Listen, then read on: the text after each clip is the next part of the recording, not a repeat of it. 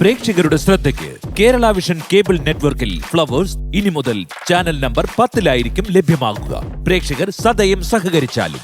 Supreme കോടതിയുടെ YouTube channel hack ചെയ്തു. ചാനലിലെ വീഡിയോകൾ അപ്രത്യക്ഷമായി. പകരം ക്രിപ്റ്റോ കറൻസി പരസ്യങ്ങളാണ് യൂട്യൂബ് ചാനലിൽ ഉള്ളത്. വിവരങ്ങളുമായി വിനീത വി.ജി ഡൽഹിയിൽ നിന്ന് ചേരുകയാണ്. വിനീത, എന്താണ് ഇതുമായി ബന്ധപ്പെട്ട് ലഭ്യമാകുന്ന വിവരങ്ങൾ? പ്രാഥമിക അന്വേഷണത്തിൽ വ്യക്തമാകുന്നത് എന്താണ് വിനീത?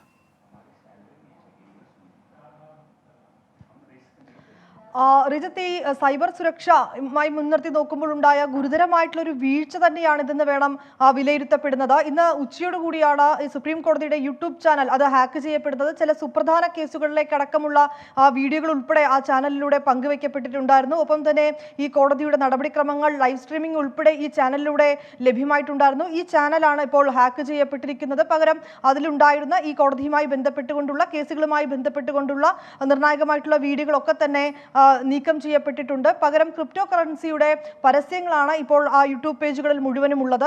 അത് US ആസ്ഥാനമായിട്ടുള്ള റിപ്പിൾസ് എന്ന ഒരു സ്ഥാപനവുമായി ബന്ധപ്പെട്ടുകൊണ്ടുള്ള പരസ്യങ്ങളാണ് ഇപ്പോൾ അതിലുള്ളത്. ഇതുമായി ബന്ധപ്പെട്ടുകൊണ്ട് ഇതിനോടകം തന്നെ അന്വേഷണവും പരിശോധനയും ഒക്കെ ആരംഭിച്ചിട്ടുണ്ട്. പക്ഷേ അതേസമയം ഈ സുരക്ഷാ മേഖലയിൽ, അതായത് ഈ സൈബർ സുരക്ഷയുമായി ബന്ധപ്പെട്ടുകൊണ്ടുള്ള ഗുരുതരമായിട്ടുള്ള ഒരു വീഴ്ച കൂടിയാണ് ഈ സംഭവം എന്നാണ് വിലയിരുത്തപ്പെടുന്നത്. റിജിത്ത്, ശരി, വിനീത ബി.ജി വിവരങ്ങൾ നൽകുകയായിരുന്നു ഡൽഹിയിൽ നിന്ന്.